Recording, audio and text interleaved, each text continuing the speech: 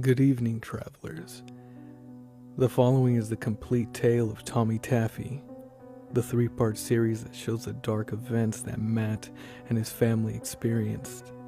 Let us know what you think in the comments below, and enjoy this terrifying tale here at Matchbox Creek.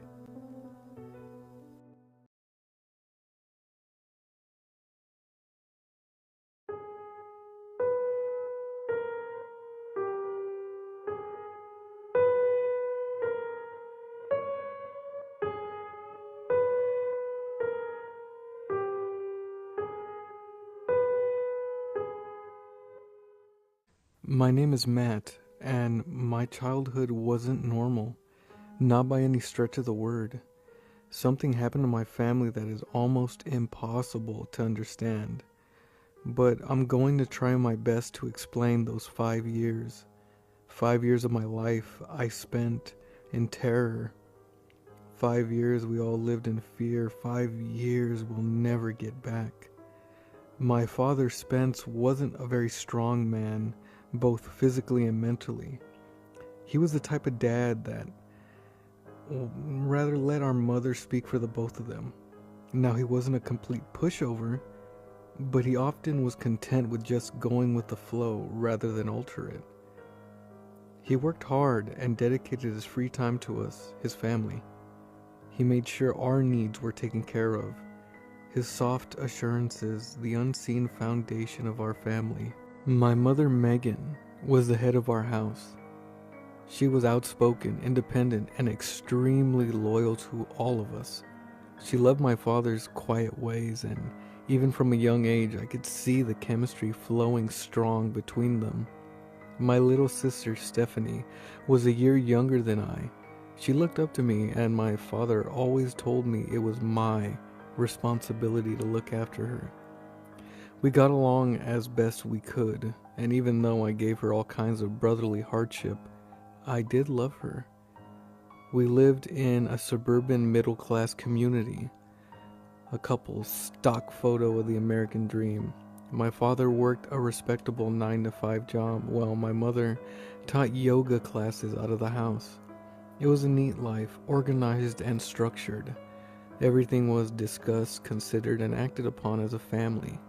It was a good home to grow up in.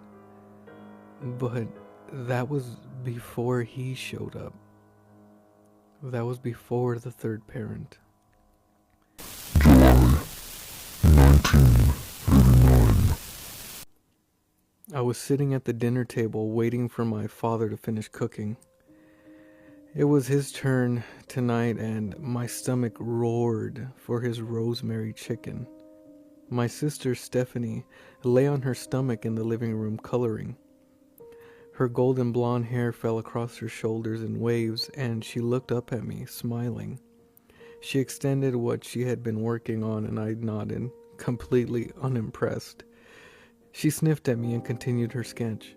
My mother walked into the kitchen, pulling her hair back from her freshly showered face. "Everyone gone?" my father asked from the stove. My mother nodded. "Yes, Spence. The house is ours again. It's so much better teaching yoga in the basement. So much cooler. I'm glad we finished the basement over the winter." My clients were relieved as well. It's a scorcher out there today. "Mom, can you sit down so we can eat?" I begged from my spot at the table. My mother turned to me and laughed. "Matt, the hungriest 6-year-old this side of the Mississippi. Why don't you ask your dad to hurry up? He's the one cooking." I placed my forehead on the table's lip. "Dad, I'm going to die." Stephanie looked up from her coloring book. "Matt, don't be crazy." "You're crazy," I muttered, not looking up. "Nuh-uh," she said, sticking her tongue out at me. All right, my father said, turning from the stove. In his hands, he held a steaming platter of chicken. "Come, sit down, Steph. The food is ready." I ordered my sister the sight of the seasoned meat, causing me to salivate. As she pulled herself up from the floor, my mother taking a place beside me, we all froze as someone knocked on the front door. My mother and father exchanged puzzled looks. My dad placed the food down on the table and told us all to hold on a moment. Groaning, I watched him walk to the front door. He peeked through the keyhole, and I saw him visibly tense, his whole body cementing like a statue. "Spence, who is it?" my mother asked. My father slowly turned back around to us, all blood draining from his face.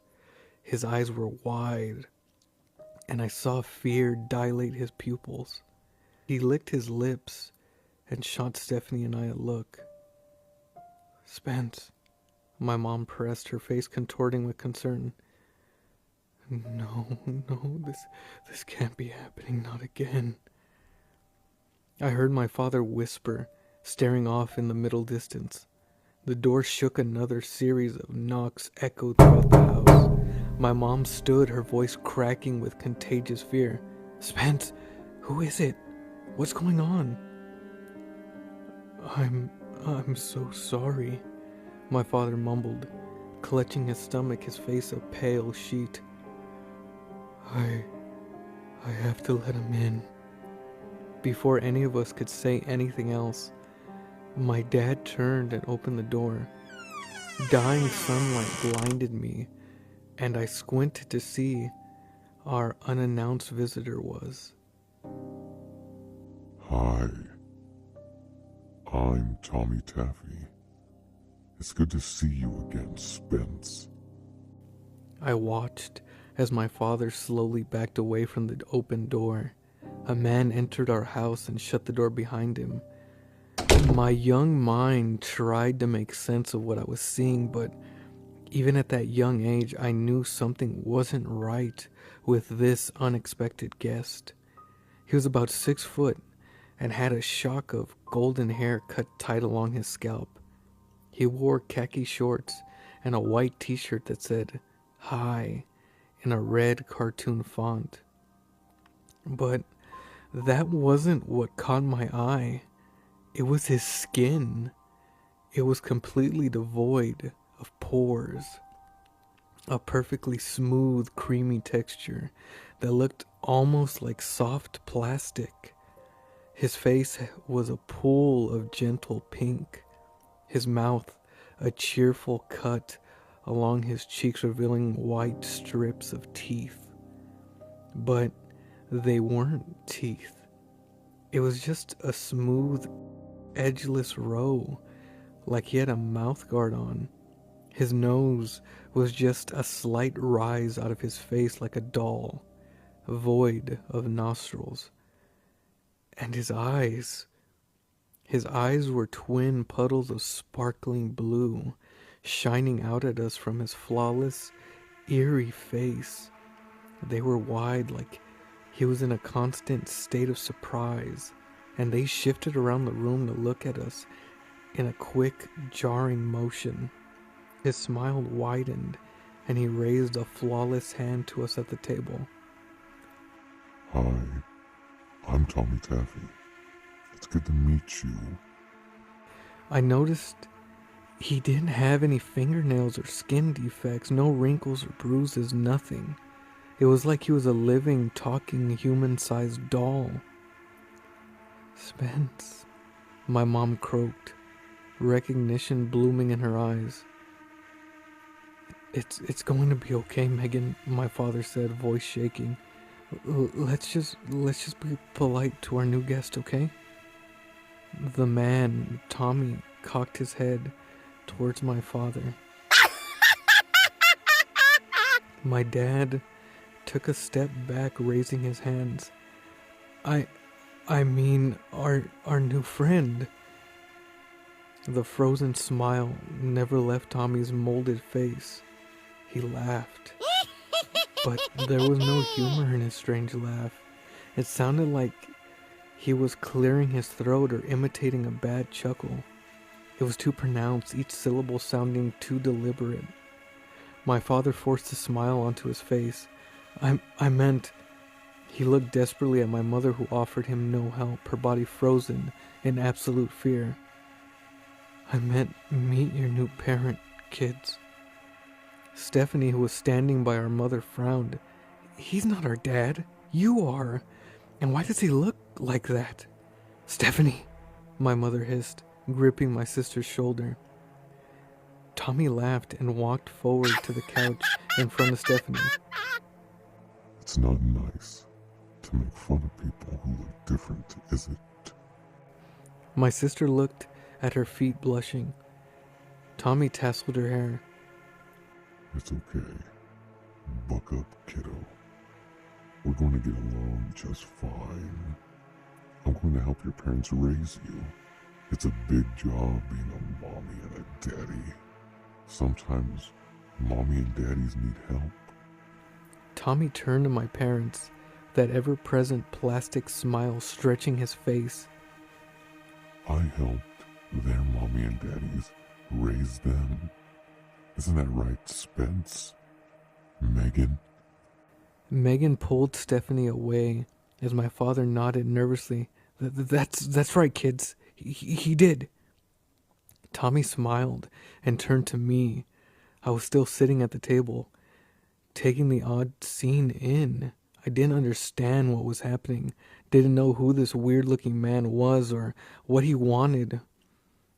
What he was saying didn't make sense, but my parents seemed to have known him, so I kept my speculations to myself. "And you must be Matt," Tommy said, walking over to me. I didn't look at him, training my eyes to stare at my empty plate. I suddenly wasn't hungry anymore.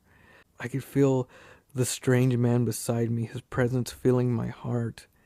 I licked my lips and felt my heart begin to race. I didn't like this intruder. Something about him felt dangerous. Tommy walked behind me, chuckling, his hands sliding over my slender shoulders. "Oh, it looks like we have a shy one. That's okay.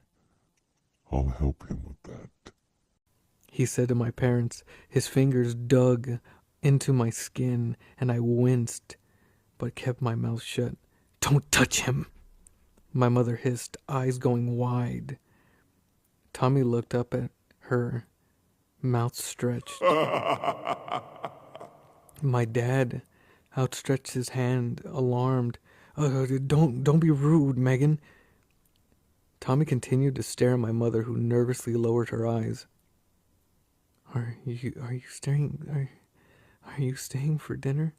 Stephanie suddenly asked, breaking the tense silence.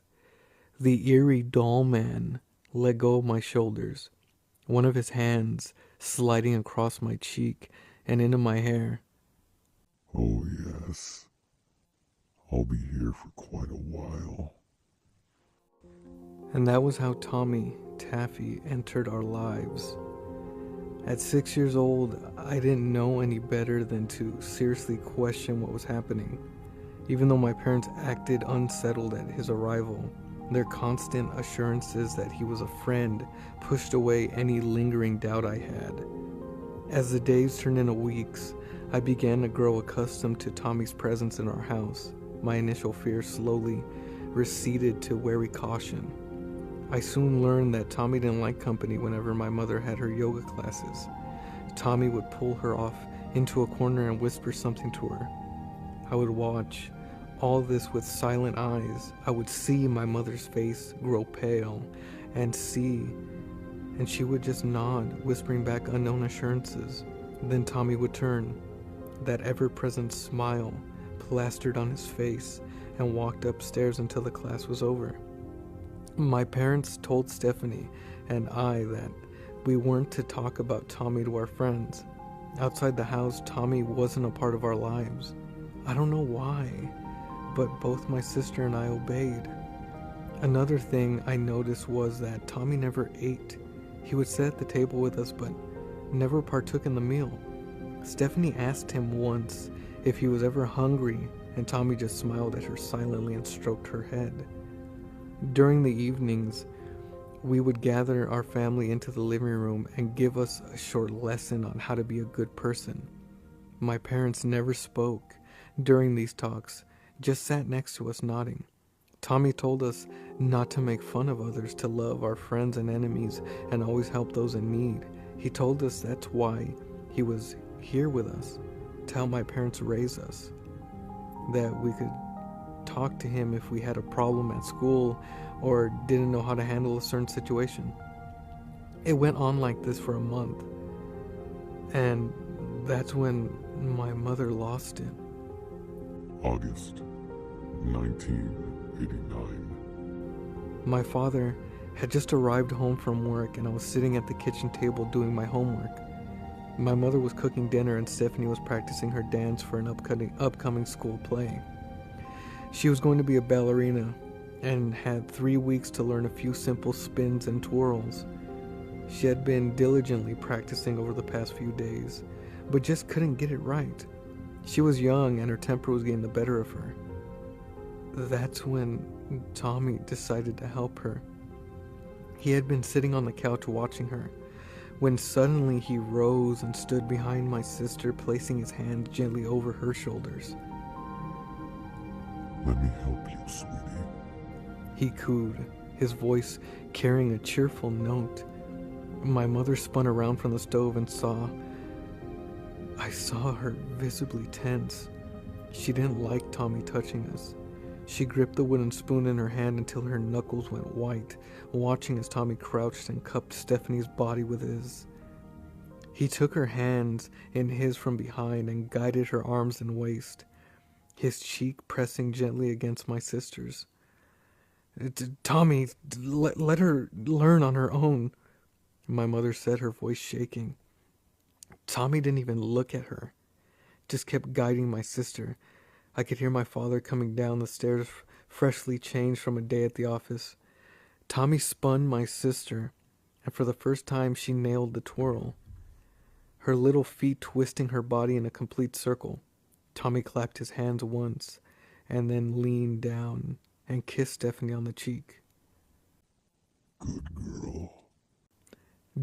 Don't do that, my mother shrieked, dropping the spoon, her face draining of blood.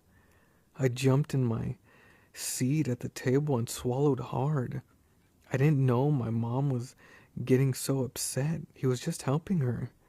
I also knew deep down that it was a bad idea to yell at the new member of our family. It was the gut instinct of a child, a gentle warning that rumbled in my head. Tommy stood and laughed. My father was standing at the foot of the stairs now, frozen, unsure of what to make of the confrontation. Megan, what's wrong? He asked. My mother's eyes never left Tommy. Spence, I can't do this anymore. I can't keep pretending everything is all right.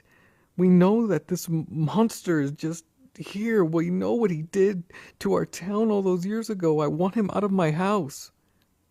My father's eyes went wide, panic blooming in his face. Megan! He licked his lips, eyes darting back and forth at all of us. Don't be rude. Tommy's been a big help. My mom grit her teeth. Stop that. Stop pretending we want him here. I can't watch this happen. I want him out. Very slowly, Tommy walked into the kitchen and stood in front of my mother. He looked down at her, his perfect blue eyes shining like crystal moons. His voice was like frozen silk. Megan, would you come down into the basement with me? I need to have a few words with you. My mother took a step back. Get away from me. Get away from my family. You're not welcome here anymore. She turned desperate eyes to my father. Spence, do something. My dad raised his hands in a gesture of helplessness. I could see he was terrified. Stephanie was watching from the living room, her lip quivering, eyes watering. I suddenly wanted to go comfort her, but I felt glued to my chair. Come on now, Megan. Just a quick word. Fuck you, my mother spat. I gasped, heart dropping into my stomach. I'd never heard my mother swear before, and it scared me. Suddenly, Tommy grabbed my mother by the back of the neck, the smile never leaving his face, and yanked her to the basement door. Spence, stop him, help me! My mother screamed helplessly, trying to remove Tommy's iron grip from her. Tommy shot my dad a look that froze him where he stood. I'm sorry, Megan. We need to do what he says, he cried. Stephanie was out openly crying, hands at her sides, tears running down her face. I felt sick as I watched Tommy open the basement door and drag my mother down into the darkness. The door slammed, closed behind them. It was silent for a few minutes, and then the screams began. I had never heard my mother scream before, and the sound of it shattered me. My father ran into the kitchen and scooped me into his arms, then snatched up Stephanie in the other one. He marched us upstairs into his bedroom and dumped us on the bed. We sat huddled like that for hours, none of us speaking a word. My mother continued to scream. Finally, long after the sun had set, we heard the basement door open. Mom's sleeping in the basement tonight. Tommy called out. March 1991. 2 years passed after that night. My mother never resisted or talked back to Tommy again. When she came out of the basement the following morning, I expected to see her covered in bruises and blood, but I could see no signs of violence. I was too young to understand what had happened, why my mother now walked with a limp and would for the rest of her life. She didn't speak to my father for a month, and even then, it was just enough to get by.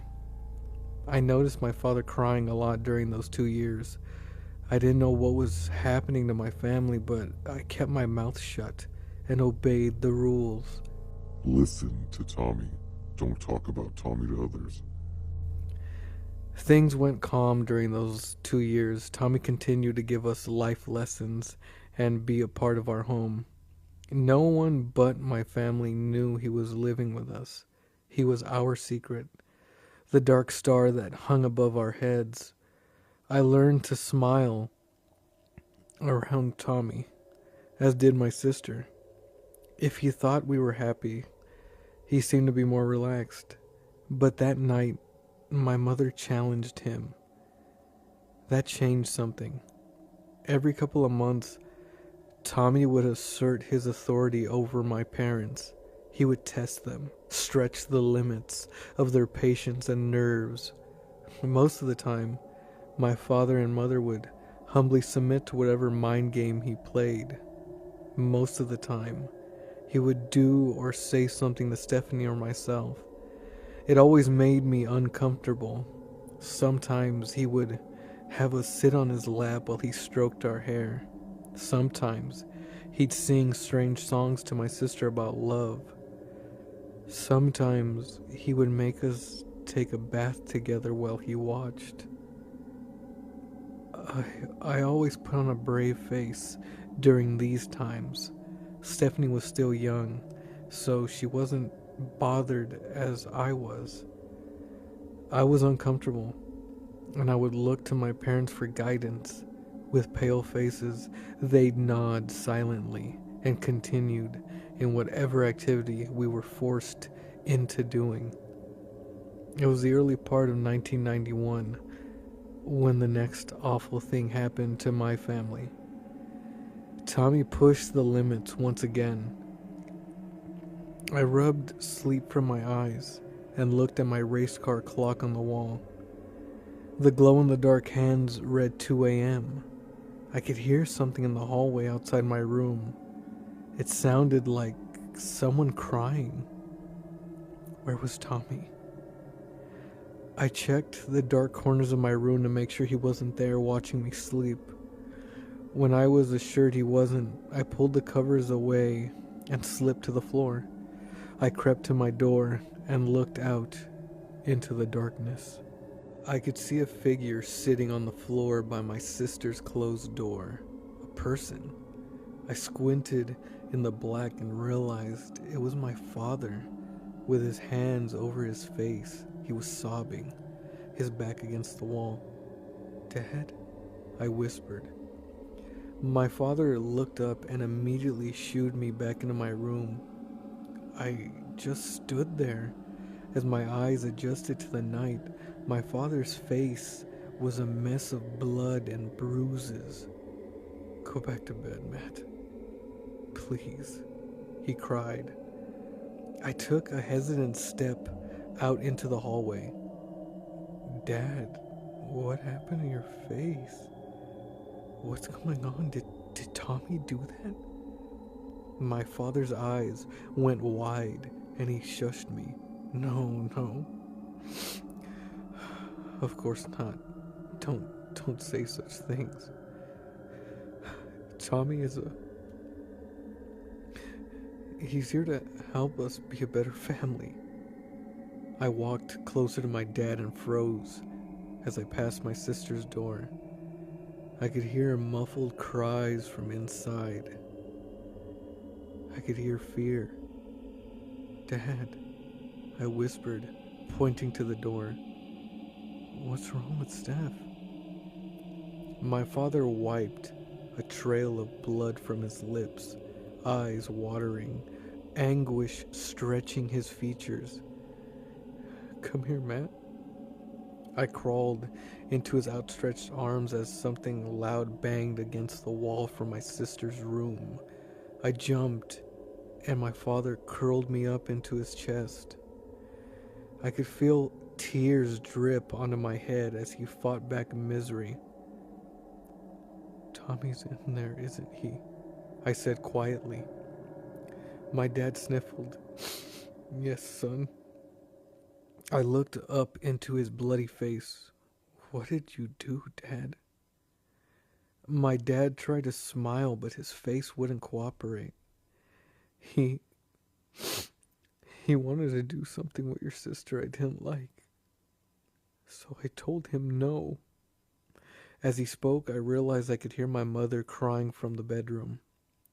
My dad cupped his hand under my chin. "We can't say no to Tommy, okay? Remember that."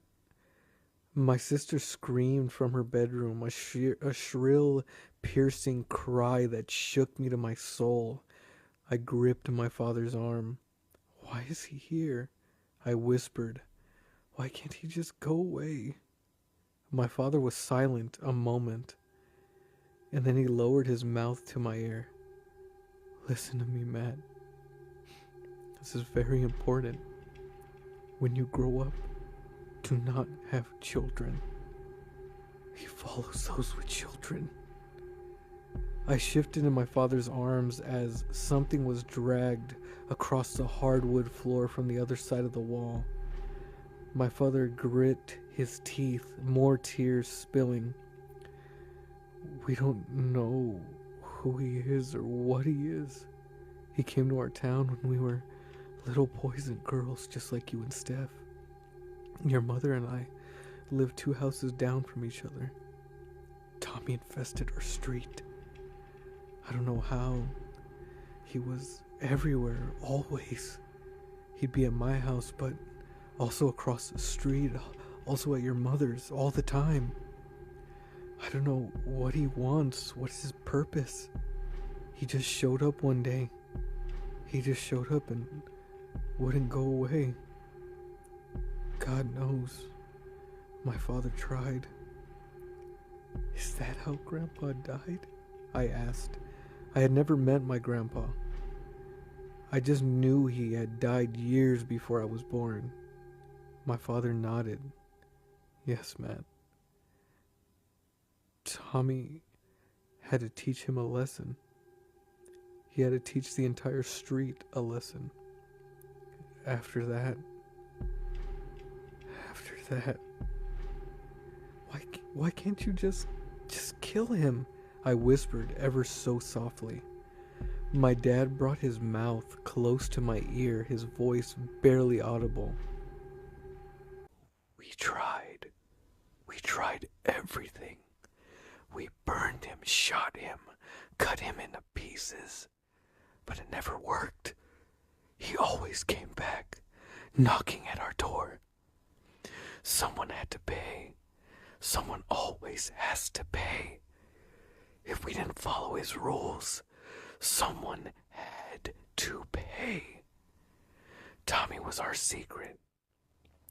He was our invisible monster, hidden from the outside world. Deaths were covered up. Abuse was brushed under the rug. Because we knew if anyone said a word, Tommy would make it bad for whoever had to face his punishment. I digested all this with the understanding of an 8-year-old, and the only thing I could think to say was, when is he going away? My father kissed the top of my head. 3 more years. The bedroom door suddenly opened and my father jumped, tumbling me out of his arms. Tommy stood in the darkness, his face perfectly composed, except he was breathing hard. His plastic-looking face scared me, his 2 blue eyes glowing out of the black. Tommy jabbed a thumb over his shoulder at the now silent bedroom. She's going to sleep like a log tonight. September 1993. We had 1 year left, 1 more year. I could almost see the desperation in my parents' eyes grow every day, begging the calendar to advance. We were almost through the nightmare. I thought a lot about what my father had told me that horrible night in the hallway. I thought about what he must have gone through as a child, what he must have experienced. I wonder how bad things must have gotten for Tommy to murder my grandfather. I realize now that despite all the awful things Tommy was doing, my father's submission was keeping us alive. His agonized silence kept Tommy's wrath at bay. Looking back, I can't imagine the mental torture he endured during those 5 years.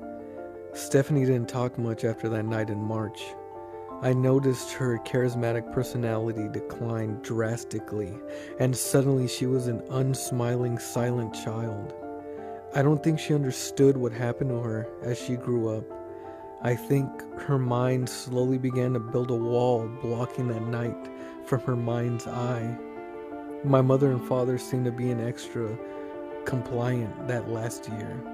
They engaged in Tommy's nighttime lessons with added enthusiasm, and my mother desperately made sure Stephanie and I reacted in ways that made Tommy happy. But I didn't make it out unscathed. Tommy was sure to make his mark on our entire family. I was sitting in my room with the door closed. It was almost dinner time and everyone was downstairs getting ready. I could hear Tommy laughing from the living room. I looked down at the magazine one of my friends at school had given me. It was a Playboy. We had pored over the pages at school, giggling and ogling over the naked women scattered throughout the magazine. I had never seen anything like it. It was my first exposure to that world. It made my heart race in ways I enjoyed, and I felt something weird but pleasurable stirring inside of me. I asked my friend if I could borrow the magazine, and he had let me. I adjusted myself on my bed and pored over the nude photos. I couldn't believe women actually let people take pictures of them like this. I felt something stir in my pants as I turned another page. My heart was racing. I felt hot, my cheeks flush. I was on the last page when I heard something from the doorway. What you got there, Matt? I whipped my head around, jumping, the magazine falling to the floor. Tommy was watching me from the door. I hadn't even heard it open. Nothing, I mumbled, snatching the Playboy up and shoving it under my pillow. Tommy walked over to me laughing. I didn't hear you come in, I mumbled, blushing. Tommy reached under my pillow and pulled out the magazine. It's not nice to lie. I've told you that. Why were you lying to me, Matt? I swallowed hard, heart thundering against my rib cage. I'm sorry. I trailed off. Miserably, as Tommy thumbed through the pages, he glanced down at me. Do you like this? I knew I couldn't lie to him again. I nodded, my skin flush, eyes on the floor. Tommy smiled and sat down next to me on the bed, one hand resting on my thigh. Do these pictures make you feel good? I didn't look at him as I nodded again. Suddenly, Tommy slid his hand over my crotch and gave it a gentle squeeze. Does it make your penis feel good, Matt? I jumped, his touch scaring me. He removed his hand and chuckled, his strip of seamless teeth sparkling. Tommy put the magazine down and cupped his hand under my chin. Do you know how to masturbate, Matt? Has your father told you how to do that?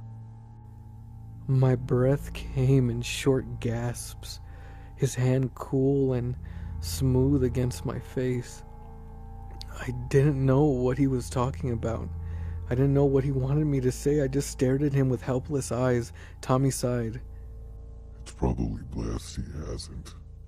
It's a sensitive discussion. I feel like I should have with you, not him. You're what, 10 now? I nodded, paralyzed. Tommy slowly reached down and grasped me again. Do you want me to show you how to do it? I squirmed under his grip. No, thank you, Tommy. Tommy smiled gently. It's okay to be scared. Growing up is scary. You're going to be such a handsome young man. He stroked my cheek with his other hand, one now on my cheek, the other still grasping me. Have you had your first kiss yet? Tommy, please, I cried, feeling tears begin to form in my eyes. Tommy pushed me back onto the bed. I was now staring up at him as he cupped my head in his hand. You don't have to be afraid of growing up. There's a lot of good things to look forward to. And you just think, when you have children, I'll come raise them. It's going to be fun. Let me go, I whispered, openly crying now, his breath hot on my face. Tommy suddenly leaned down and kissed me, his lips engulfing mine. I let out a squeal of panic as I felt his tongue slip into my mouth, his grip tightening around my crotch. His mouth tasted of rotting fruit and decaying meat, a rush of filth that invaded my taste buds. He rolled his lips around mine and then pulled away and whispered, Not going to get hard for me. I just cried, staring up at him with shocked, panic eyes. Tommy smiled and whispered in my ear, That's okay. He suddenly sat up, releasing me. Come on, dinner's ready. Shaking, I wiped my face and let him help me off the bed. I wasn't hungry. July 1994. As the days marched closer and closer towards July, my family developed a silent optimism, a desperate plea to make this all stop, to make it all go away.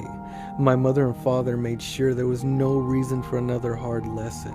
They bent over backwards for Tommy, begging through clamped teeth that we'd all make it to July without another incident.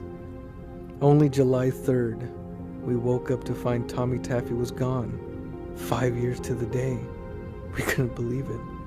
He had simply vanished overnight. We checked the entire house, my father and mother weeping tears of relieved joy that the nightmare was finally over. Over, checking every inch of the house 3 times over, we met in the living room, embracing one another as a family. Tommy had moved on. The sentence was over. My father called out of work and we went away for 2 weeks to the beach. During those 2 weeks, I kept expecting to wake up with Tommy standing over me, that horrific smile on his face. But he didn't. It was over. My parents did their best to rebuild our family, fill in the cracks that had been made during those long years, and I love them dearly for it. But some monsters just can't be forgotten. I don't know what Tommy was or where he came from. I don't think I'll ever know. What was his purpose? Why did he do those awful things to us? I pore over the possible answers until my head splits and I find myself crying, the memories too much to dig up. Some things are just left dead in the past. But I haven't forgotten what my father told me in the hallway that awful night outside my sister's room. I'm 33 now, and I have remained unmarried and without children. I can't risk it. I can't risk that monster coming back into my life. I've never understood why my parents chose to have kids. They both had been exposed to Tommy during their childhood. So why? Why have Stephanie and me? Maybe they didn't believe he'd come back. But I believe. And I'm terrified. Because, you see, yesterday, my sister gave birth to twins.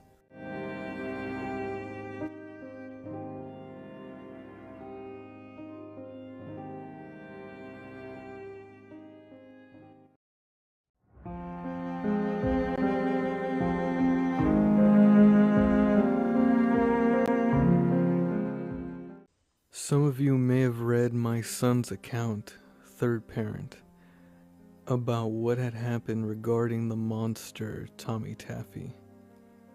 After reading it and after crying over it, I felt compelled to write this. I'm not here to defend my actions. I'm not here to make excuses. I did what I had to so that my family would survive. I knew what Tommy was capable of. I knew what we'd have to endure. But I also knew that if we can make it 5 years without pissing off Tommy Taffy, we'd come out of that nightmare alive. How did I know that? Because I had already lived it. I had already been exposed to that thing. I had seen Tommy's temper, had seen what pushed his buttons. I'd already done my 5 years. Like I said, I'm not here to defend myself. What happened to my family is unspeakable, but we are alive. No, instead I'm writing this so you can understand why I did what I did. Why I chose to let Tommy do what he did to my wife and children. After you hear my side, after you read what I went through, then you can judge me. God knows I deserve it. Tommy first arrived on my street when I was 7. I was only a child and lived with both of my parents in a middle-class neighborhood. It was a mellow slice of the American dream, like a cut of apple pie under a smothering layer of vanilla ice cream. Our street was in a secluded residential neighborhood in the far corner of our sprawling neighborhood development. There were 6 houses in total, and we were a tight-knit bunch, both the parents and the children. In the summertime, we'd have cookouts, and in the winter, we'd have Christmas parties. It was almost like our block was just a big family. Everyone looked out for one another. Everyone was generous and considerate. It was a different time when people trusted one another. But our picture-perfect life shattered when he arrived. Jesus, I'll never forget it. July 1969. I had just gone to bed, my 7-year-old mind exploring my imagination, turning thought into dream. The moon was a warm slice of yellow in my window, an expanse of stars winking down at me as I drifted off to sleep. I could hear the TV on in the living room, a comforting reminder that my parents were still awake, and the monsters under my bed would stay away tonight. That's when I bolted awake by a knock at the front door. It was such a sharp contrast to the comforting murmur of the TV that my mind went on full alert as the noise echoed into the house. I sat up in bed, irritated, clutching growls of my teddy bear. I heard the heavy footsteps of my father walk to the door, probably expecting a neighbor. The familiar creak of the front door was followed by the muted murmur of conversation. I could hear my father's voice speaking, interrupted on occasion by another male voice I didn't recognize. My father joined the conversation. I could hear my father getting angry. Minutes stretched on as the mysterious late-night visitor continued to talk with my parents. I slid out of bed and went to my bedroom door, peeking my head out to listen. I still couldn't make out the words, but I could tell my father was getting furious. He started yelling, and I heard him demand that the visitor leave our house or he was calling the police. It got very quiet then, so quiet I couldn't hear my heart beating in my chest. Then I heard my mother begin to cry. It was so soft, but it scared me. The nighttime visitor was saying something to my parents, his voice low, and my mother continued to sob. After a moment, my father said something I couldn't make out.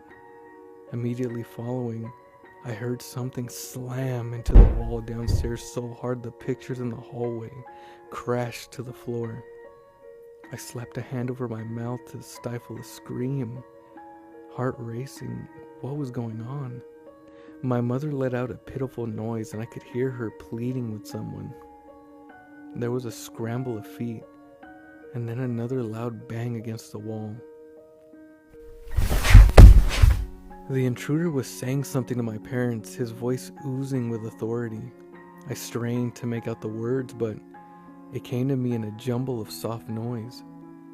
After a couple of minutes of agonizing fear, I heard my father call down for me. My heart was a wild drum beat in my chest, and I bit my lip, hands shaking. Why did he want me? What was happening? My father called again, his voice trembling slightly. Slowly, I pulled the door to my bedroom open and walked to the edge of the stairs. I realized I was clutching Growl's, my teddy bear. My palms were sweaty and I could feel the soft fur growing damp. I looked down the stairs to the front door and I froze, eyes going wide. My father was gripping his throat, wincing, tears in his eyes.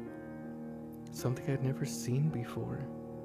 My mother had her arms wrapped around herself, moisture staining her cheeks. But that wasn't what captured my attention. It was the stranger standing next to my parents, staring up at me. He was in his early 30s and wore a white t-shirt that read in a red font, "Hi." His eyes were pools of glowing brilliance set in a sea of snow. And then I noticed the oddities of this intruder. His skin was impossibly smooth, a clean pink sheen of absolute perfection. His nose wasn't so much a nose as it was a nub jutting out of his face. His lips were twisted in a smile, revealing white strips where his teeth should have been. "Hi, Spence." He called up to me, his voice cheerful. "I'm Tommy Taffy. I'm going to be staying with you for a while." I clutched my growls to my chest. quivering, begging my parents for guidance. Instead, they cast their eyes to the floor, clearly shaken. I didn't know what was happening, what had been said between them, but I could feel the danger in the air, thick and malicious. Come on down here so I could get a good look at you, Tommy said, waving me forward. My father's eyes suddenly met mine and I gulped. Even at that age, I could interpret the look he passed on to me. Be careful, son. Cautiously, I walked down the stairs, never letting go of my bear. When I reached the foot of the stairs, my mother reached out for me, but Tommy stepped in front of her, smiling down at me. He squat down and ruffled my hair, his immaculate skin looking almost polished and waxed at this proximity. Cute little fella, aren't you? Oh, who's that you got? He asked, gesturing to my bear. His name is Growls, I stammered. Tommy grinned. Of course he is. I'm going to help your parents for a while, so I'd like the three of us to be friends. Me, you, and Growls. You think that'd be okay? Again, I looked to my parents for help, confused and shaken. I had no idea what was going on, who this was, and why my parents looked so scared. He seemed nice enough, but the way my father rubbed his throat told me otherwise. Boop boop. Tommy chuckled, knocking gently on my head. Hey, I asked you a question, Spence. Why did you do that to my daddy? I whispered, immediately wishing I hadn't. Tommy's mouth remained a frozen smile, but his eyes darkened ever so slightly, and he laughed. My father reached out and grasped my shoulder.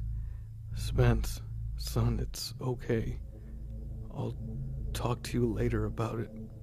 For now, Tommy's going to... He shot a look at my mother. He's going to stay with us for a while.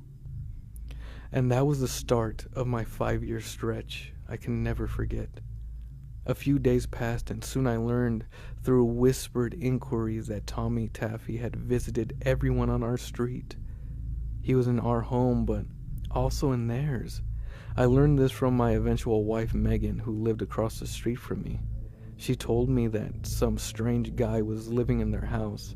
After she described him, I deducted it was one and the same, Tommy Taffy. I didn't understand how it was possible, but knew to keep my mouth shut. Tommy had sworn me to secrecy.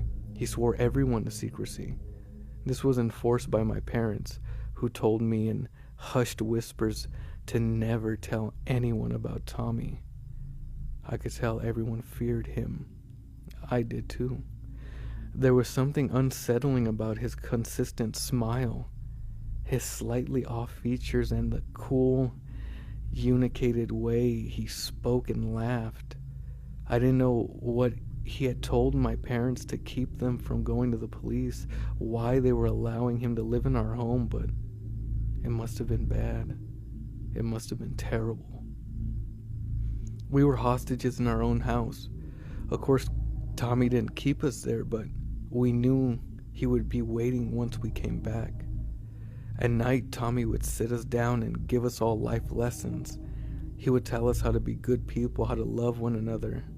I remember one time during the first week, I looked out my front window across the street into Megan's living room. I saw Tommy there, speaking to her family on the couch. The Tommy in front of my family stopped speaking immediately and stared long and hard at me.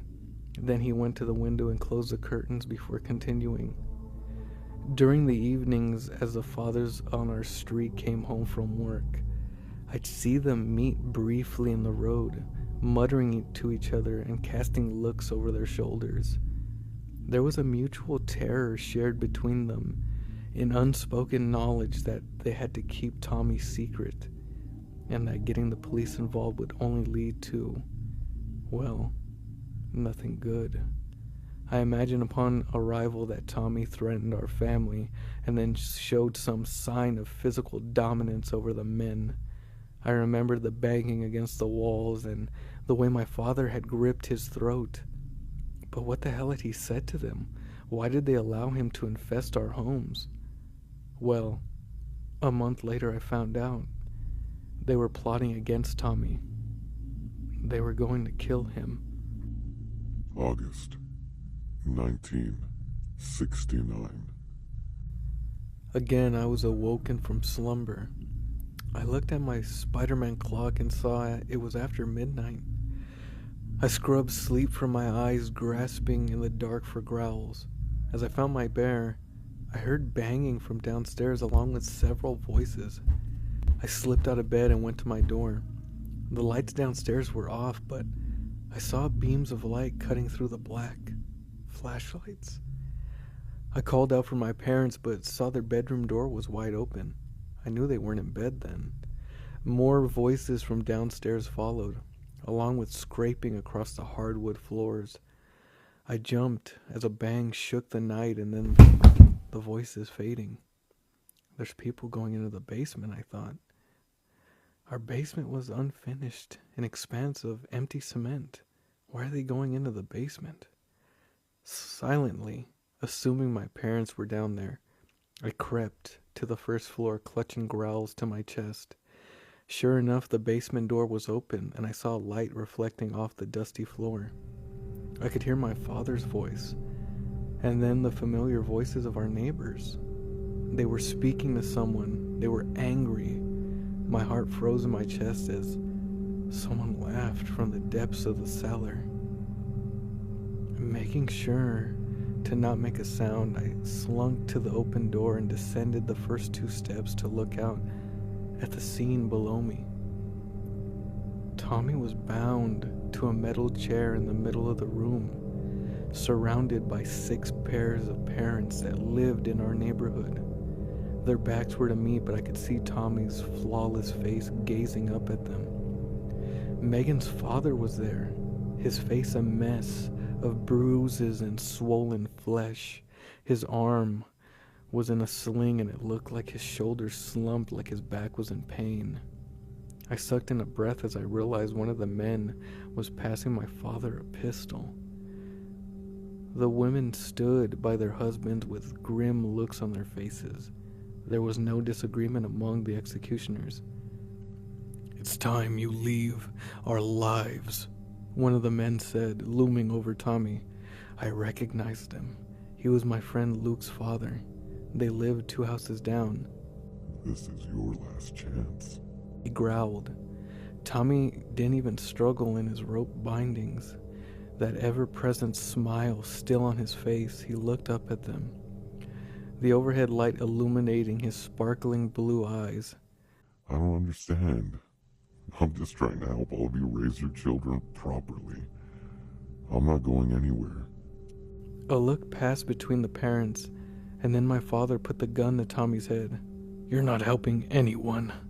You're a monster. You can't come into our homes and threaten our children, threaten our lives. That's not how this works. All those threats you whispered to us while we were caught off guard. Well, look at you now." My father spat on him. "Pathetic. And now you'll get yours." My father shot him in the head. The report was deafening, and I almost screamed, slamming my hand over my mouth at the last second. Tommy's head whipped back as the smell of gun smoke spiked the air. It was silent for a moment. And then he laughed. In the horror, I watched as Tommy slowly raised his head to stare back at my father. "What the hell?" One of the women breathed, her voice shaking. There was no blood, no shatter of bone, nothing. Just a dark circle in Tommy's forehead where the bullet had passed. "What the fuck are you?" someone whispered. Tommy's eyes spun to the man who had spoken. "I'm Tommy Taffy, and I'm not going anywhere." My mother suddenly pointed to the corner of the room, her hand trembling. Gas, get the gas. Megan's mother went to the far corner of the room and picked up a small red can. I could hear the slosh of gasoline and I smelled it in the air. My father grabbed the can from her hand, his eyes wide and never leaving Tommy. Without a word, he upended it over the bound man, soaking him. Tommy just kept smiling and laughing. Another father passed my dad a box of matches. My father struck one, his hand hovering in the air. Go back to hell and leave us alone. Tommy's grin widened. Hell is gonna seem like a fantasy when I come back for you. My father dropped the match, and Tommy burst into flame. He didn't scream. He didn't thrash. He simply burned. His face began to melt, his eyes shifted, and then suddenly he saw me.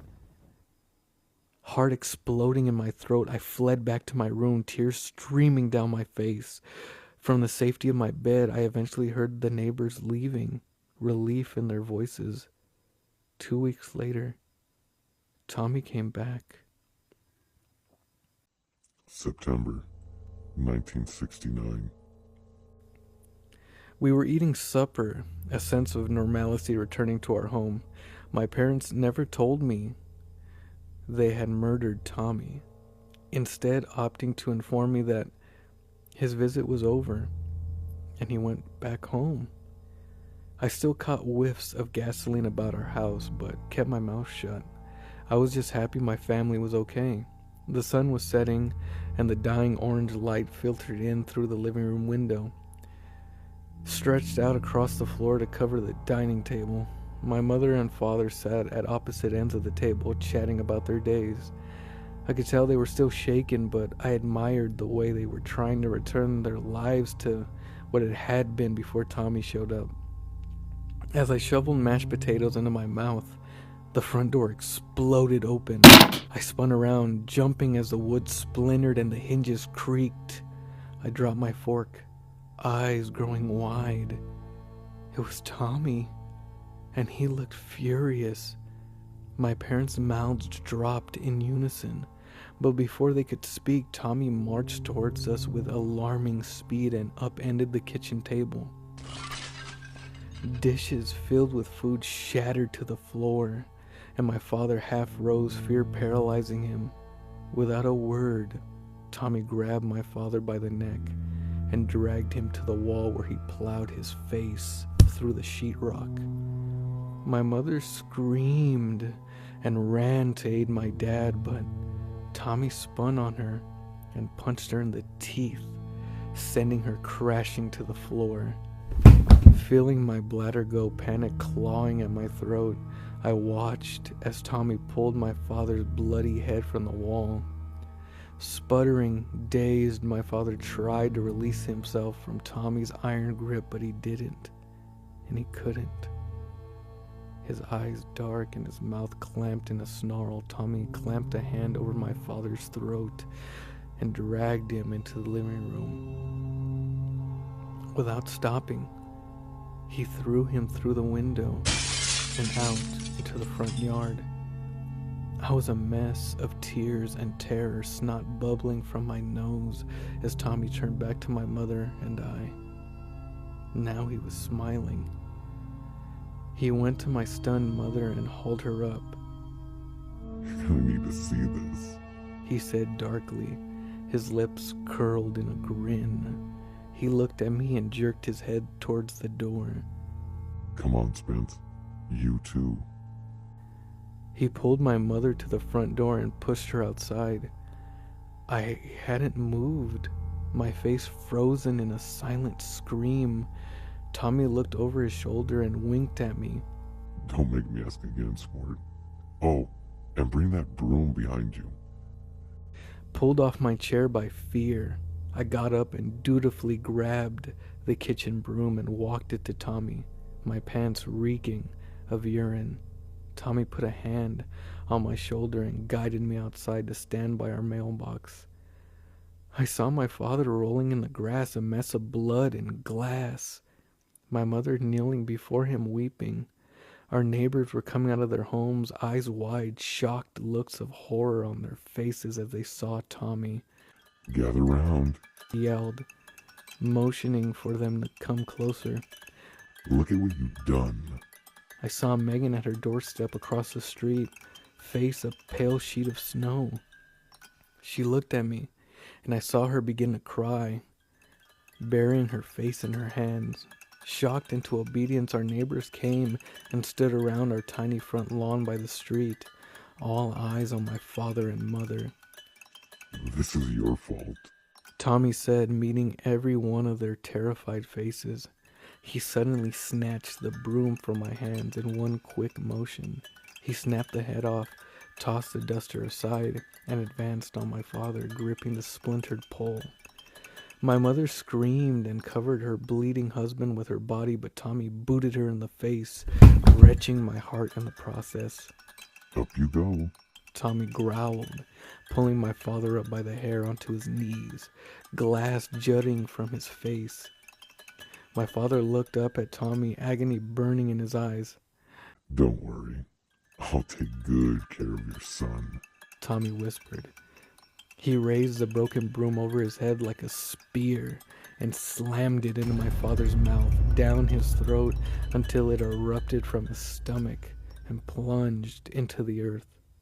Blood shot like a geyser out of my father and splattered Tommy's perfect features.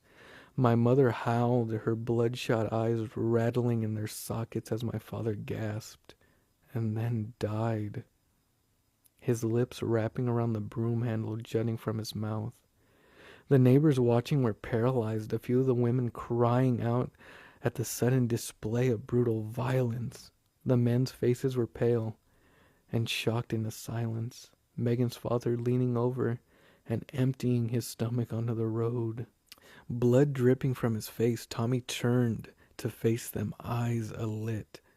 I want you all to think about this moment the next time you want to have a bonfire. Do I make myself clear? All eyes were trained to the impaled figure of my father, pinned to the earth. I said, do I make myself clear? Tommy repeated, the smile dropping from his face. Everyone slowly nodded, every eye wet with tears and wide with horror.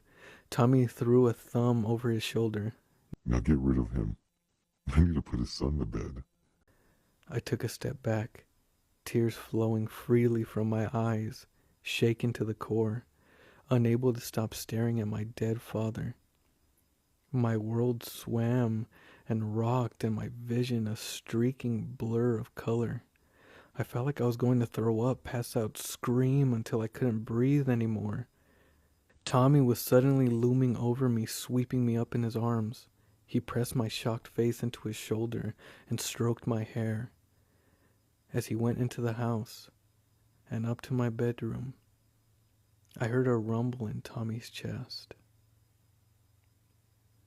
June 1973. How do I describe the following 3.5 years? Words can't make you understand what life was like for my mother and I.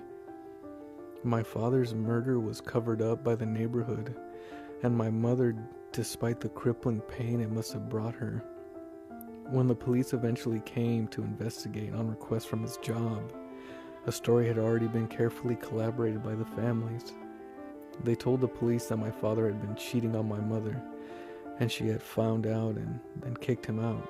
Lies about arguments heard were told, along with a few scenarios where the neighbors saw my father sneaking out at night. It was enough to get the police off the street. They saw the pain in my mother's eyes, but misinterpreted the source. Everyone was petrified of Tommy. The lies told in order to assure safety of themselves and their families. An example had been given, a lesson learned. Listen to Tommy Taffy, do what he wants, and pray that one day he'd go away and leave our broken community. My father wasn't the only one who had been punished. I noticed a couple of the neighbors sporting broken limbs or bruised faces. I can't even imagine the lies they told to the outside world to cover up the truth. Tommy was a haunting nightmare in our lives, and we could find no way to get rid of him. The nightly lessons resumed, just my mother and I now, sitting on the couch listening to our captor explain how to be good people. I was 10 then, and it made me sick. Age slowly clarifying just how dismal our situation was. But I kept my mouth shut. I kept it shut for my mother.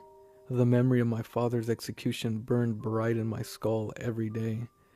The years that followed my father's death marked a change in Tommy's habits. He now slept with my mother every night, leading her to bed after I was tucked in, and told one last lesson about life.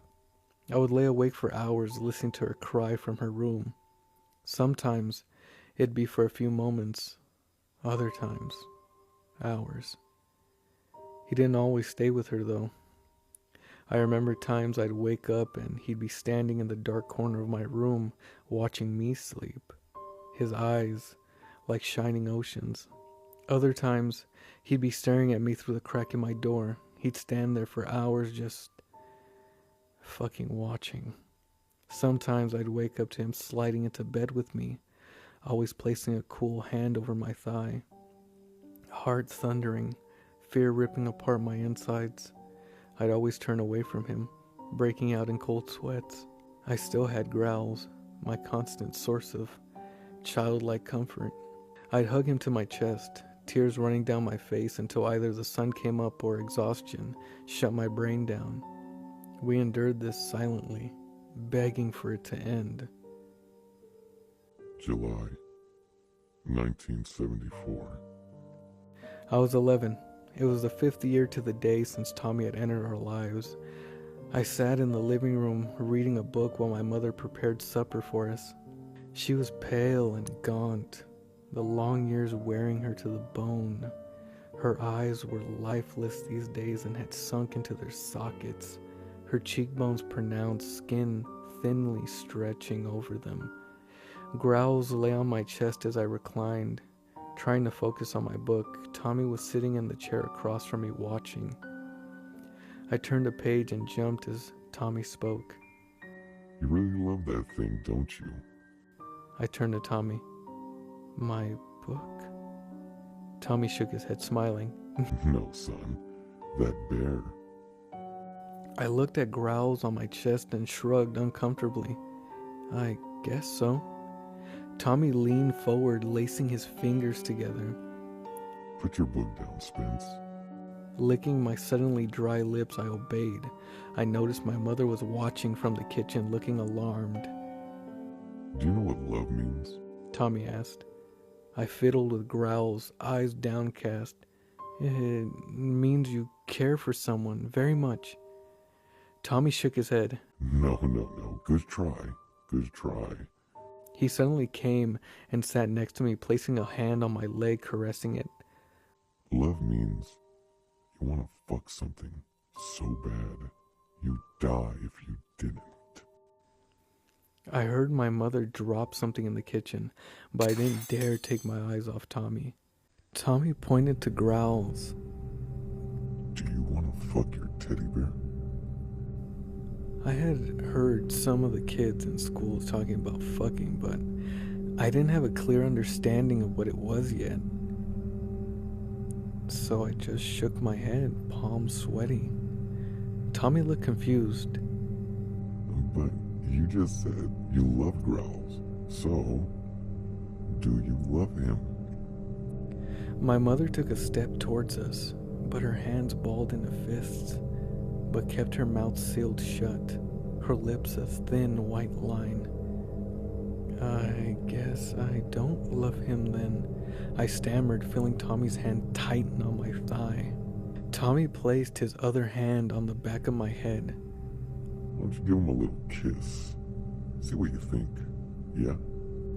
I felt embarrassed and humiliated just at the thought, my cheeks burning. I tried to chuckle like I thought it was a joke, but Tommy slowly pushed my head towards my bear. Go ahead. Don't be afraid, son. He coached. I could feel tears brimming in my eyes as he guided my mouth towards my bear, and I gently kissed its nose, turning away immediately. Do it again. Tommy whispered. Show him how much you love him. Sniffling, tears now rolling down my face, I held up growls and I planted a few kisses on his worn nose. My face was flush and my heart was racing. I felt foolish and absolutely terrified. Tommy's hand, like a vice grip on the back of my head, urging me on. Lick him a little. Tommy whispered in my ear. I suddenly jerked my head away and threw growls across the room, openly sobbing now. I don't love him. I hate him. I hate him. I covered my face, ashamed, hands shaking. I pulled myself into a ball and lie there, sobbing. I felt Tommy get up next to me and then turn to my mother. Sounds like he learned his last lesson. I'd be proud of him if I was you. He's a man now. I looked up at him through tear-soaked eyes. His eyes sparkled. Took 5 years. He suddenly leaned down and cupped his mouth over my ear. His voice was cold glass, his breath like hot fire. Your little ones will get 5 years as well, Spence.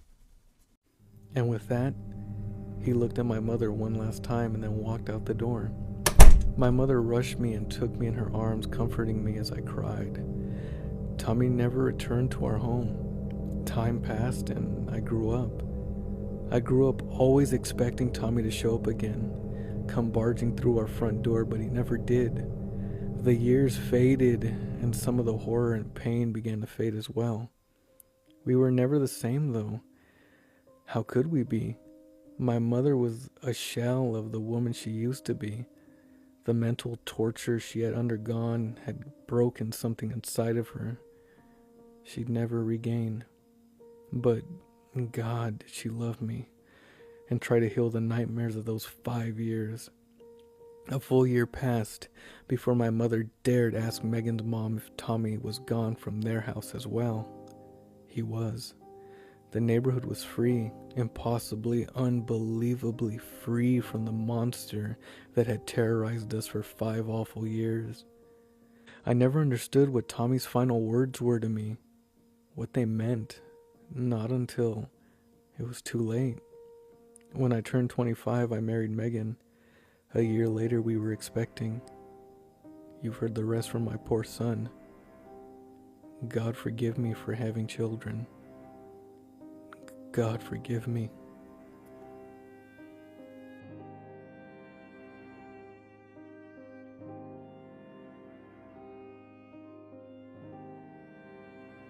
I put my phone down, sighing heavily. I had just been speaking to my dad, Spence. He told me he wasn't going to make it to Stephanie's for Sunday lunch tomorrow. He sounded tired, worn. But then again, he always sounded like that. Couldn't blame him. I felt the same exhaustion myself. We had carried it with us for years, the memories we held, the nightmares we had survived. He told me Mom wanted to go away, maybe to the mountains for a while. She wasn't doing well these days either. It seemed like every week she was trying a new medication. The nights were the worst. My father had quietly admitted this to me. The tossing and turning, the fearful glances at the door, jumping at every sound. For my father and I, the passage of time wasn't enough to erase the fear that was seared into our minds like a brand. Stephanie seemed to be doing the best out of the 4 of us. She was happily married, and her baby twins were almost 3 months old now. She had named them Jack and Jill. She thought it was cute, and it was. Her husband Louis was a good guy. He took care of them. A selfless, strong man who put his children and wife before all. I sat in the darkness of my apartment, glancing at the clock. It was almost 11. I thought about retiring for the night, but instead got up and poured myself a shot of rum. I downed it without even thinking and let the heat settle my worn mind. I went to take a piss and I heard my phone ringing from where I had left it on the couch. I zipped up my pants and went to pick it up. I expected it to be my father again. It was Stephanie. Why is she calling me this late? I thought to myself. Immediately going to full alert, I placed this out of my ear. Hello? Steph? It was silent. For a few moments, something rubbing against the speaker. Then, my sister's voice trickled through the line, terrified and thin. My brow furrowed. Yeah, I'm here. Is everything okay? More heavy breathing, and then a thick whisper. Matt, he's here. The line went dead. My heart began to race, fear suddenly roaring in the silence. I stood in the darkness, phone pressed to my head, eyes growing wide. No, Jesus Christ, please, no, not yet. I immediately redialed Stephanie, but it went to voicemail. As I placed the phone down on the counter, I realized my hands were shaking. I poured myself another shot of rum and threw it back. I began to pace, trembling in the dark, mind spinning. It was everything I had ever feared. But it was too soon, way too soon. Fuck. I screamed, throwing my glass against the wall, hysteria splintering my throat. Fuck. I collapsed on the couch, and I tried to call Stephanie again. It rang once, twice, then it picked up. Steph, are you okay? Tell me exactly what's going on. There was no response, but I could hear something in the background, muffled and urgent. Tears were now forming in my eyes. Jesus, Stephanie, please tell me you're okay. Then a voice, like cold silk. Hello, Matt. Oh, it has been some time, hasn't it? Recognition blasted through me like an icy wind, swirling through the depths of my mind and ripping apart every horror I had ever experienced. Bile lurched in my stomach and sweat broke across my forehead. Voice trembling, I asked in a whisper, Tommy. The line went dead. I stood up, clawing at my hair, vomit threatening my throat. No, this wasn't happening. Please, God, please. I couldn't stop shaking, the voice on the phone opening up years of suppressed nightmares, tearing the chains and shattering the locks.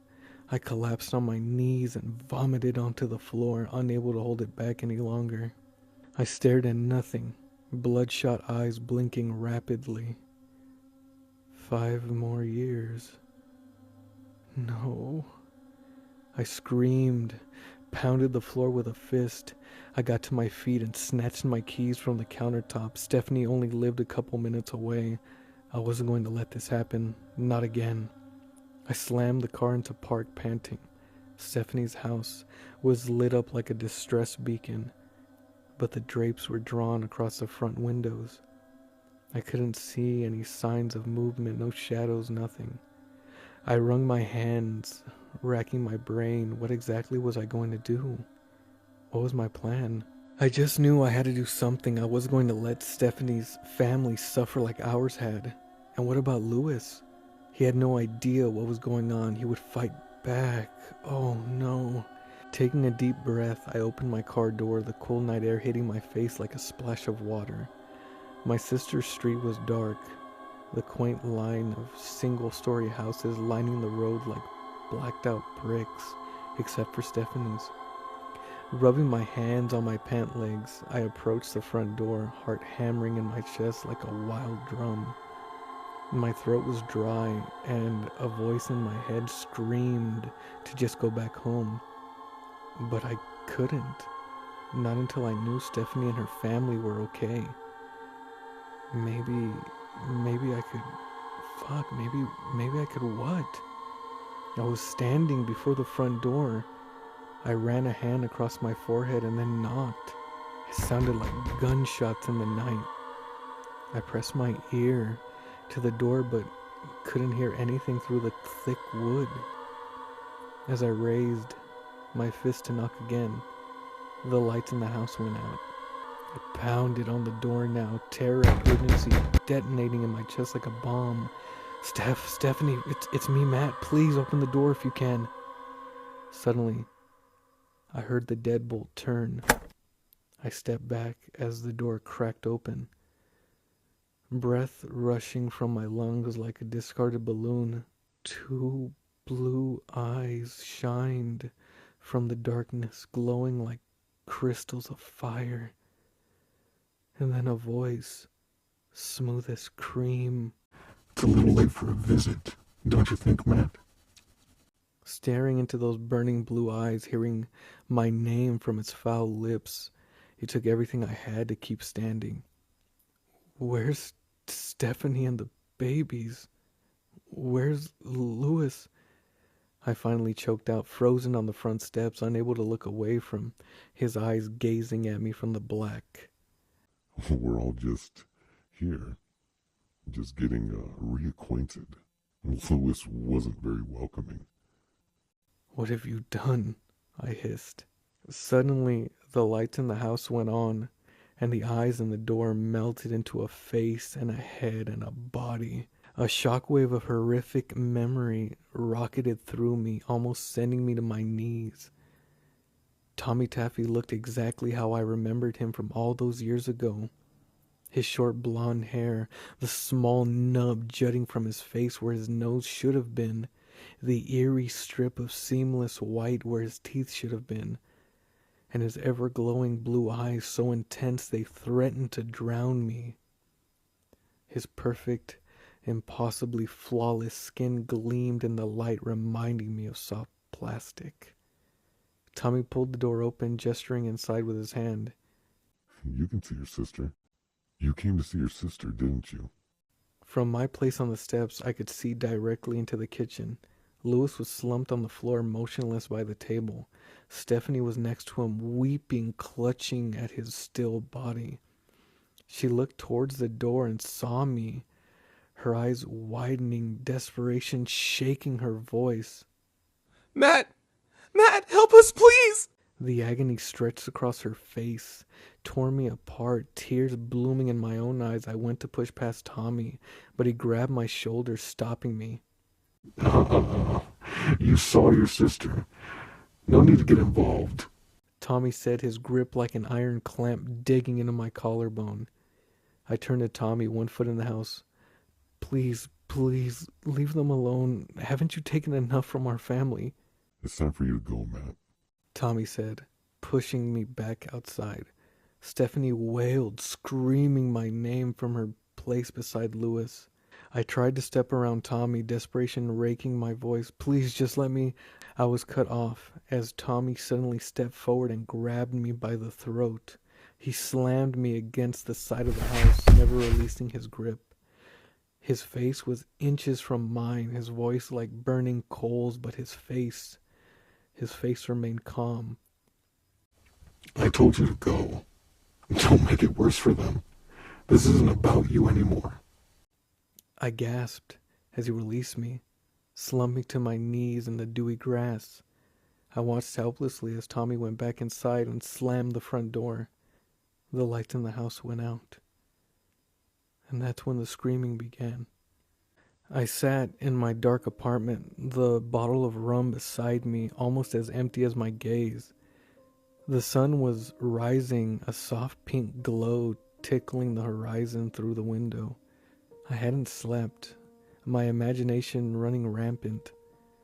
I couldn't let Stephanie live through this, not again, not for another 5 years. Time had hidden the abominations of our childhood from my sister. Tommy entering our lives at an age he could still forget. The twins. He had come back because of the twins, Jack and Jill, to continue his reign of terror through the generations of our family. When would it end? How could it end? The hours offered no solution, the rum burning in my gut giving no comfort. Suddenly, my cell phone rang, startling me. I blinked and realized the sun now was burning cheerily through the window. How long had I been sitting there? My heart jumped as I saw it was Stephanie calling me. I hurriedly answered, "Hello? Stephanie, are you okay? What did he do?" My sister's voice was emotionless and flat. Tommy said it was okay for you to come over for lunch, just like we planned. "What did he do to you?" I hissed. Her voice never changed. He's feeding the twins. Everything's okay. "Steph," I started, but she hung up. I rose and rushed to the bathroom, splashing water over my face. The rum seemed to have no effect on me, my eyes meeting my face in the mirror with surprising clarity. But that did nothing to dilute the fear that plagued my mind. I raced out of my apartment and into my car. As I drove, I found myself becoming sick. Claws dug into my memory and uprooted the past horrors I had experienced at the hands of Tommy. I couldn't let Jack and Joe go through that. I couldn't let Stephanie watch her family slowly get torn apart. A couple minutes later, and I was parking in front of her house. I anxiously got out of the car and went to the front door where I knocked. Tommy answered, a baby in each arm. Hello, Matt. Good to see you at a more appropriate hour. Come on in. Just seeing him touch the children made my skin crawl and my stomach clench. But I shut my mouth and I said nothing. I walked past him and he kicked the door shut behind me, bouncing the babies in his arms and beaming down at them. Beautiful children, aren't they? Tommy said softly, staring down into their faces. "Where's my sister?" I asked, a trickle of sweat running down my spine like a ghost. As if to answer, Stephanie came walking down from the stairs. Her skin was pale and dark bags hung from her eyes. There was no sign of physical violence, but I knew that Tommy had other ways to punish people. Lunch is ready, She said, tonelessly, her eyes dead. She walked into the kitchen and began setting the food on the table. I followed her, then froze. Louis was slumped over the table, breathing heavily. One side of his face was swollen, closing his left eye. Blood leaked from his mouth onto the empty dinner plate before him. His legs had been broken, his shins and ankles twisting along the sides of the chair at angles that turned my stomach. Upon seeing me, he raised his head, trailing drool and blood from the corners of his mouth. "Get this monster out of my house," He whispered to me. Before I had a chance to respond, Tommy was sweeping in behind me, cooing down at the babies. Stephanie was like a zombie, placing the steaming platters of food before us and then sitting in a chair opposite her bleeding husband. "Jesus, Louis," I gasped. "We need to get you some help. Come on, I'm taking you to the hospital." Tommy looked up at me from the babies. Matt, sit down and enjoy the food your sister so lovingly made you. It'd be a terrible waste to ignore such a feast. As if to lead by example, Tommy took a place at the table, the gurgling, oblivious twins chirping in his arms. He needs help, Tommy," I insisted, terrified of the words coming out of my mouth. Don't be dramatic, Matt. I suddenly slammed my hand down on the table. "I'm taking him to the hospital, goddammit." I immediately regretted my sudden aggression. The gasoline fire in my chest was doused instantly as Tommy's shining blue eyes met mine. Wordlessly, Tommy stood and handed Jill to Stephanie, who gratefully accepted her daughter. Eyes never leaving me, Tommy took Jack and went to the sink. He turned on the garbage disposal. Horror ripped through my brain like a blazing locomotive. The loud whirring of the blades filled the kitchen and choked the fight from me, replacing it with furious caution. "Get away from there!" Louis screamed, struggling to stand but screaming as his broken bones squirmed against his twisted flesh. Tommy lowered them how crying Jack towards the black mouth of the garbage disposal, his eyes never leaving mine. It'd be a tight squeeze, but I think I could get him to fit. Tommy said, his voice like the edge of a knife. I raised a trembling hand. Stop. Okay, please stop. But Tommy kept lowering the baby, its howling face now inches from the opening. I only need one. I only need one, Matt. Maybe you need to learn a lesson. Maybe you forgot how this works. Stephanie was clutching Jill, her eyes bulging from her face, tears silently streaming down her cheeks. No, I'll do whatever you want, please. Just stop, please. I got down on my knees, voice shaking, my own tears of terror pouring from my eyes. Just don't hurt the baby, don't hurt Jack. Tommy's eyes bore into my skull, examining my words like they were under a microscope. Finally, he turned and switched off the garbage disposal, handing Jack to Stephanie. I let out a shuddered sigh of relief and shakingly got to my feet. Tommy took a seat at the table and pointed for me to do the same. I didn't hesitate. Godless fuck. Lewis growled, clenching his fists. I'm gonna kill you. I'm gonna fucking kill you. Tommy turned to him, and I saw his jaw clench. Don't push me, Lewis. It won't end well. Fuck you. Lewis spat. Like lightning, Tommy stood and stepped towards Lewis, sliding his hand into the beaten man's mouth to grip his upper jaw. Without slowing, Tommy heaved Lewis out of his chair and threw him face first into the refrigerator. With a dull thud, Lewis's face erupted in a fountain of blood and shattered teeth as his collided with the hard surface. He slid to the floor, leaving bloody trails in his wake.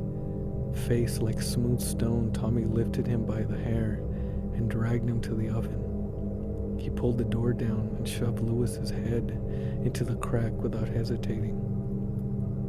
Tommy began to smash his skull between the oven and its door, each blow crunching into his head and splitting the skin. Stop it, Tommy, stop, you're going to kill him, I screamed, leaping across the table. Tommy spun and pointed at the twins, his eyes locked with mine, his voice thundering across the kitchen like a summer storm. It's him. With a baby. Who's it gonna be? I collapsed in my chair, eyes wide, entire body shaking. Tears poured from my eyes, my lips twisting and quivering to form words, but only helpless sobs escaped. The twins were howling, and Stephanie clutched them to her chest, weeping, shock washing over her in horrified waves. I turned away, world rocking, ears filling with screaming and crying as Tommy crushed Lewis's head with the oven door. Spittle flew from my lips with each ragged breath I sucked into my lungs, reality bending and darkening. Tommy straightened, panting, observing his work. Blood splatter painted the cabinets and floor, slow trails that oozed like reaching fingers. Stephanie was weeping, eyes squeezed shut, twins mimicking their mother's sorrow. Tommy ran a hand through his hair, exhaling, his eyes meeting mine. He smiled, shaking his head like he couldn't believe it. He then turned to Stephanie and motioned for the babies. Give them to me. Clean your husband's mess up.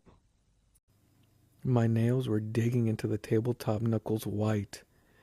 I couldn't believe the carnage I just witnessed, the brutal execution of my brother-in-law. I was shaken to the core, my vision spinning in disbelief. Tommy leaned down and snatched the babies from my sister. Go. Put him in the basement for now. Why did you have to do that?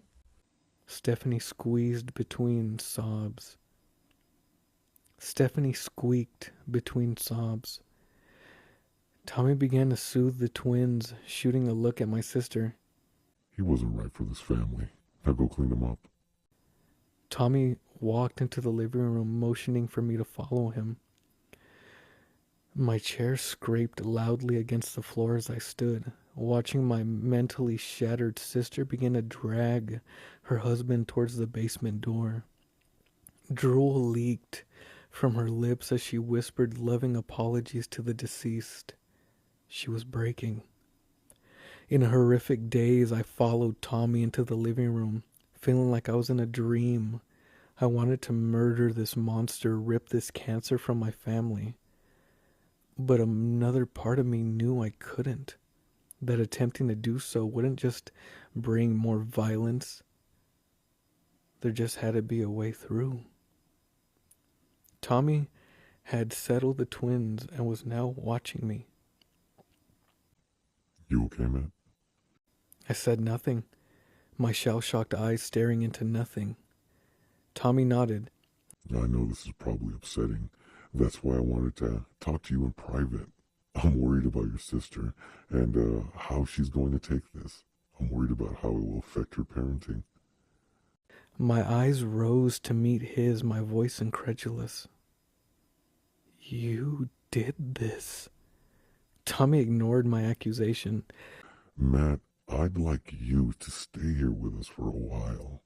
Keep an eye on your sister, help her through this. I'm afraid it's the only chance we have of settling her mind after such a tragedy. My fists were clenched by my sides. One day, someone's gonna stop you. Tommy smiled, but there was no humor in it. Careful, Matt. Just leave my sister alone and get out of her life, I said through gritted teeth. I can't do that. Tommy insisted. Not with such beautiful children to raise. In fact, that's the reason I'm here so early. I couldn't wait any longer. I had to see them.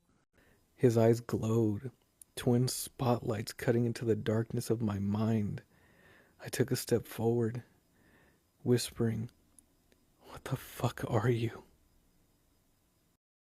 I stayed with Stephanie that night. It had taken her almost 3 hours to clean up Lewis, and when she was finished, she went into the bedroom and collapsed. I put the babies to bed after giving them a bottle and stood on the balcony staring down into the empty living room. Everything felt wrong, like I was dreaming. The shocking events that were slowly twisting my life dug into my brain, unearthing every horror I had spent years burying. A hand rested on my shoulder. I turned to see Tommy, the light in my sister's bedroom glowing behind him. Go be with her tonight. It's important she feels the warmth of a man besides her. It'll help ease her husband's passing. I said nothing, just stared into Tommy's smooth face, every ounce of me screaming to plunge my fingers into his eyes. Tommy pushed me towards Stephanie's bedroom. Wordlessly, I walked down the hall and into my sister's bedroom. I shut the door behind me and went to sit on the bed. Stephanie was under the covers staring at the ceiling through bloodshot eyes. Her skin was pale and heavy bags dripped down her cheeks. I didn't know what to say, so I said nothing. I laid down next to her and turned off the lamp.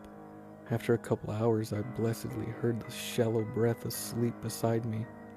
Good, I thought. Let her mind have a few hours of peace. The deep hours of the night snuck up on me, but I barely even noticed. My mind refused to shut down, ideas in possible ways out of circling my exhausted head like water circling a drain. Something Tommy said had kept echoing in my mind. I only need one. I examined those words, wringing out every possible meaning and scenario they could represent.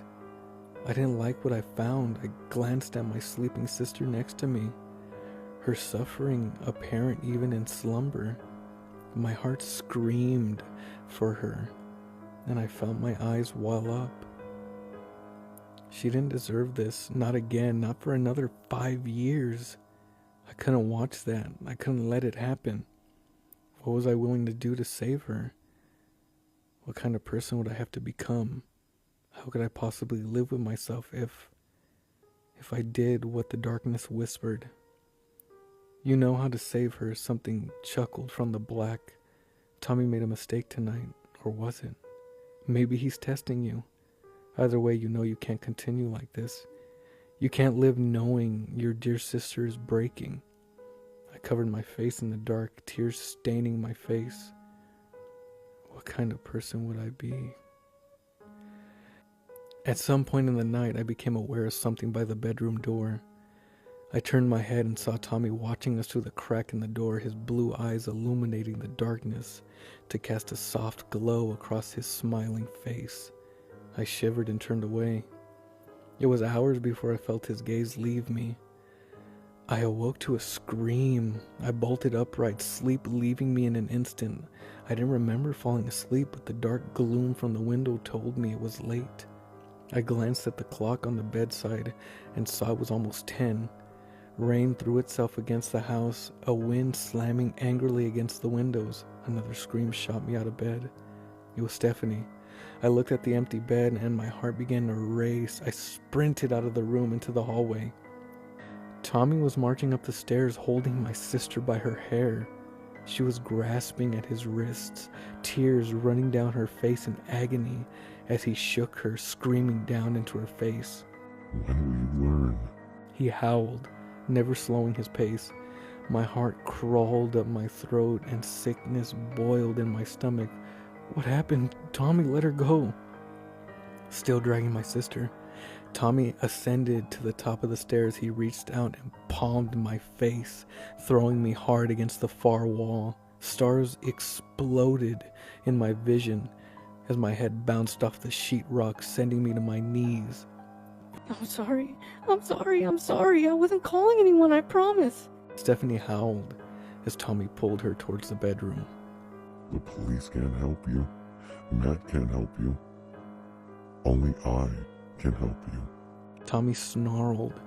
He threw her across the bedroom onto the bed and turned back to me. Fury stretched his face and burned in his eyes. Your sister needs another lesson. He growled before slamming the door and locking it. I crawled to my feet. Racing to the door, I jiggled the handle and pounded on the wood, screaming, begging. From inside, I heard something crash, and then my sister's voice arched and rose, reaching an almost animalistic height of hysteria. Tommy, stop it! Tommy, please, leave her, please! I cried, slamming myself against the door. It didn't budge, and my sister continued to howl. I spun in the hallway, clawing at my hair, eyes wide. Fuck. My heart motored in my chest and my whole body shook. A sense of maddening helplessness and anguish threatening to overwhelm me. Stop this, my mind screamed. You have to stop this. I pounded the wall, tears rolling down my face. No. She still has a chance. She can recover from this plague. Do something before it's too late. My mind howled, breath hitching in my throat, my sister's screams echoing and crashing into my skull. I turned to the twins' room. I squeezed my fists together, world blurring through tear-soaked eyes, and went in. Jack and Jill were sniffling in their crib, staring up at me with confused, scared expressions. I looked down at them, sobbing, placing my forehead against Jill's crib. No. I wept. Please. I righted myself and reached down, stroking her soft cheek. Snot bubbling from my nose, face a wet mess of agony and mental devastation. I'm so sorry. I whispered. Stephanie's shrieks collapsing my willpower. But you can't understand the pain.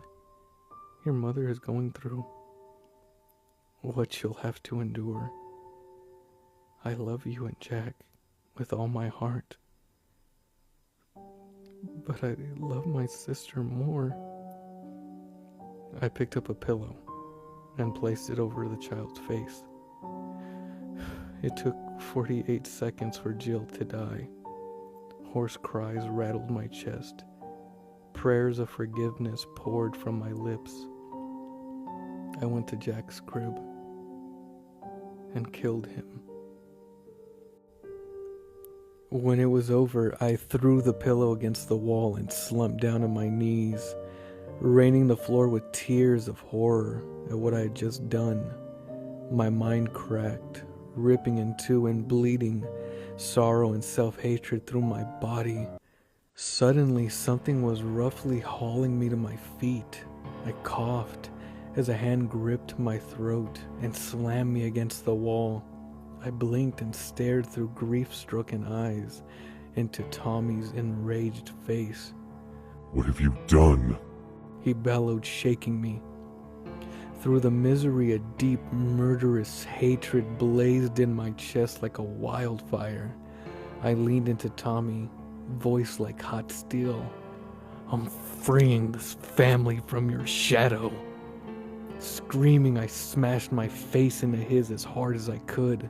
My vision blinked, the darkness quickly clearing under my storming rage.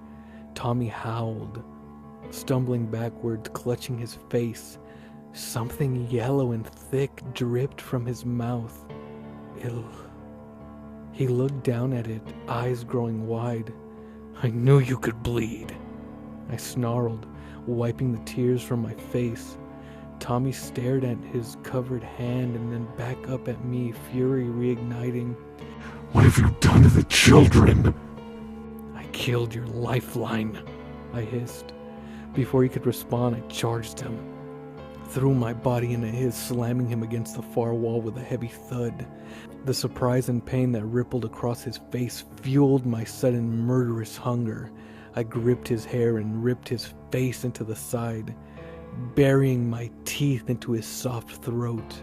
He screamed as my jaws snapped shut, my mouth filling with warmth and shredded flesh.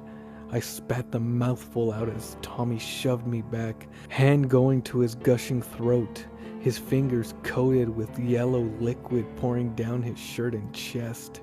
I didn't let him recover. I grabbed a lamp and brought it crashing into his skull, bringing him to his knees. I drove a fist under his chin while simultaneously swinging the lamp again, driving the butt directly into his eyes. He howled, falling against the wall, reaching out, desperate. I knelt over him, tossing the lamp aside, my fists thundering into the gaping hole, into his throat, summoning new howls of agony. It fueled me, ignited me, filled me with rage. I stood and I kicked him onto his stomach. He started to crawl towards the door, but I brought a foot down into his spine, causing him to twist and shriek. Keeping my foot on his back, panting, I leaned down, voice like venom. It's over, Tommy, you motherfucker. Even through the obvious pain, his twisted, his eyes burning with hatred, his voice hoarse. You can't kill me. There are other families. I reached down and gripped beneath his chin with both hands.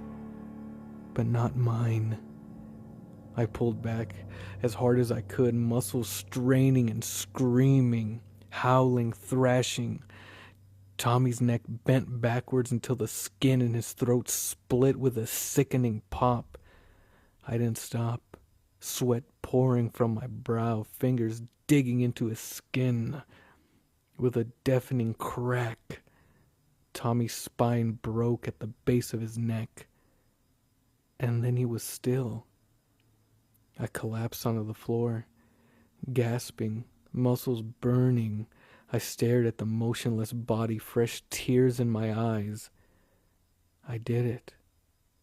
I had killed Tommy Taffy. A wave of relief and sorrow rolled through me like a rising tide, hot and cold crashing into each other as the consequences of my actions stabbed me with needle-thin blades. What have I done? I rushed Stephanie to the hospital, calling the police on the way. I told them an intruder had broken into the house and murdered Louis and the children. I didn't wait for the questions. My main concern, getting my unconscious sister medical attention. That day, something in me broke. Something I can never heal or replace. A dark shadow hovers over my soul, a deadly reminder of what I did to save my sister. Guilt and anguish. Those are just words compared to how I actually feel. I don't know if I'll be able to live with myself much longer. But I know Stephanie will live. My dear sister.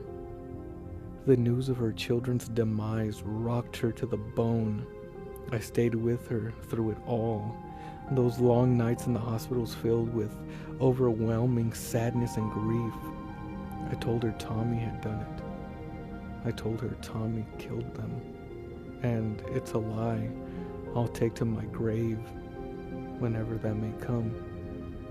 And even when the sorrow threatens to kill me, I know deep down that Tommy is forever gone from our lives because of me, because of what I did.